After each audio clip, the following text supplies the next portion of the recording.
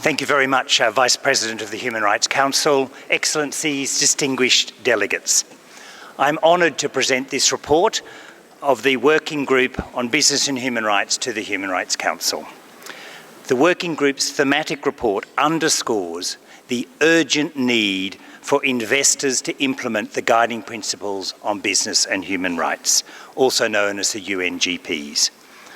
I will also report on the Working Group's official visit to Japan in July and August 2023, as well as the Working Group's Addendum Report on the 8th session of the Regional Forum for Latin America and the Caribbean.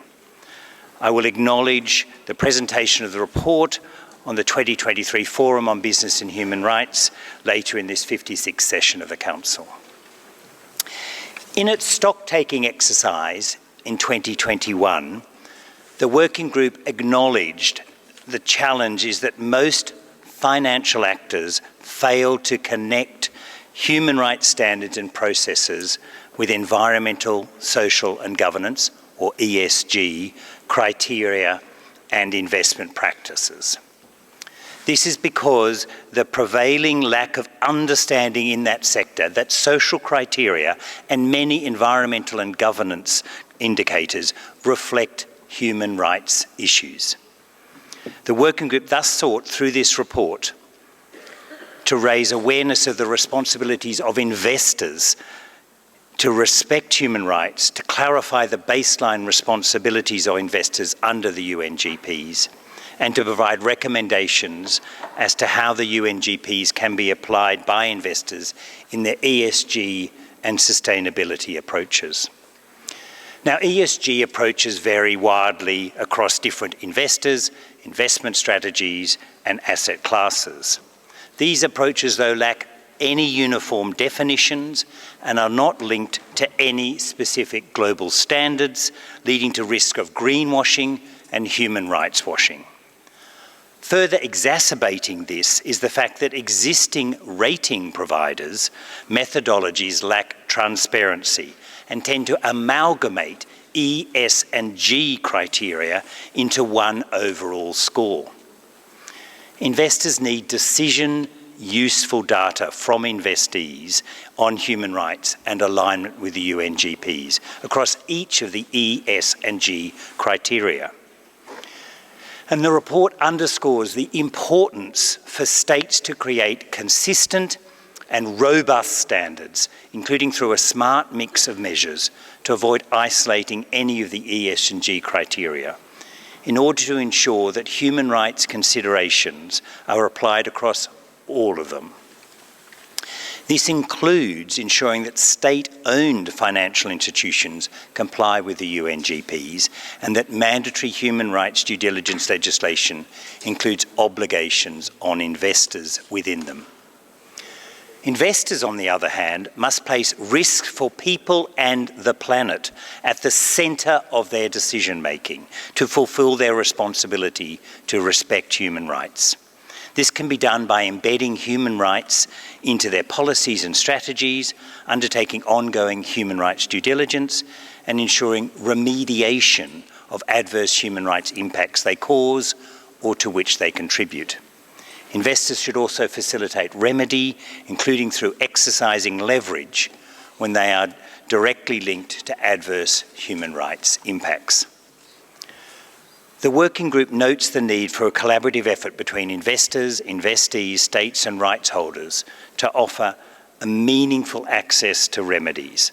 They should also contribute to a more just and accountable frameworks that ensure the protection of and respect for human rights in relation to investment activities.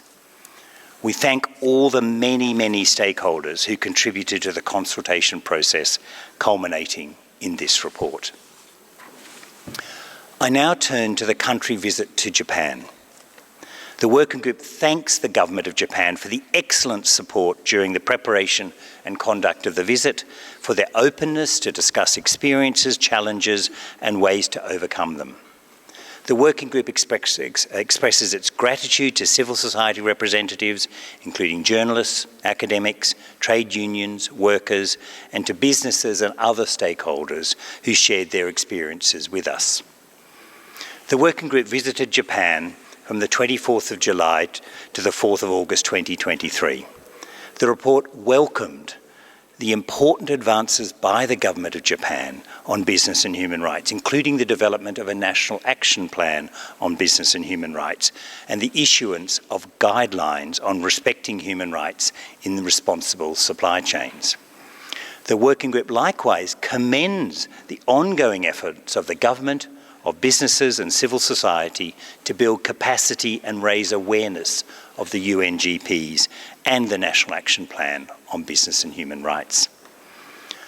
However, the working group expressed concerns about the systemic human rights challenges in Japan, particularly deeply embedded, harmful gender and social norms, which are particularly evident in the workplace, and discrimination and harassment experienced by women, Indigenous people, Buraku people, persons with disabilities, migrant workers, and LGBT persons, among many other groups. These concerns are not sufficiently tackled as part of state and private sector initiatives in the business and human rights space. In collaboration with civil society, government and business initiatives to promote diversity and inclusion and to safeguard the rights of those at-risk groups are crucial in moving forward. The establishment of an independent national human rights institution in Japan would address and would serve to address these issues, closing a significant gap in government efforts to promote business respect for human rights and enforce corporate accountability.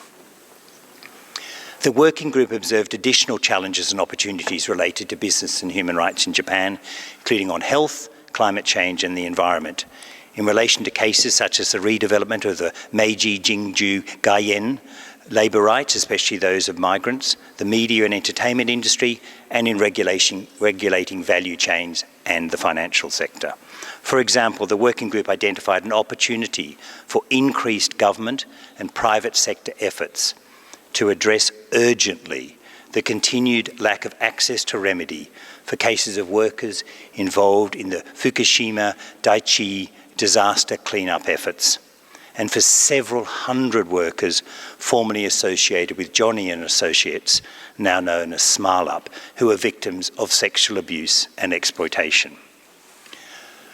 Advancing the implementation of the UNGPs in Japan is critical, not only for consolidating the country's reputation as a leader in promoting business and human rights agenda regionally and globally, and also for enhancing the positive human rights impacts and competitiveness of Japanese businesses at home and overseas. Excellencies, I now turn to the Addendum Reports I mentioned earlier. The 8th Regional Forum for Latin America and the Caribbean on Business and Human Rights, whose theme was Building Bridges Between Business, Human Rights and the Right to a Healthy Environment, was held from the 10th to the 12th of October 2023 in Santiago de Chile, with an in-person meeting with online streaming. Organised by the Working Group and the Office of the High Commissioner of Human Rights in the framework of the EU-funded Project on Responsible Business Conduct in Latin America and the Caribbean, RBC-LAC, it hosted 38 sessions with over 400 participants. The Regional Forum provided an opportunity to share practical experiences, foster peer learning, and discuss distinct yet complementary roles of government, civil society and business enterprises in identifying, preventing, mitigating and resolving adverse effects of business operations on both human rights and the environment. Specific issues that were addressed included the interconnectedness of the business and human rights and the environmental agendas, the progress and challenges of policies and legislation ensuring the protection of human rights and the environment, the rights to information, participation and redress, also known as access rights, and the way they can strengthen human rights due diligence processes, particularly in the agribusiness, mining and finance sectors, the special needs and risks of specific groups, such as the human rights and environmental defenders, and the challenges of the just energy transition agenda, amongst others. The 9th Regional Forum will be held in Brazil in 2022. And finally, the 2023 Forum on Business and Human Rights, which was titled Towards Effective Change in Implementing Obligations, Remedies and responsibilities was successfully conducted in person with online transmission from the 27th to the 29th of November 2023.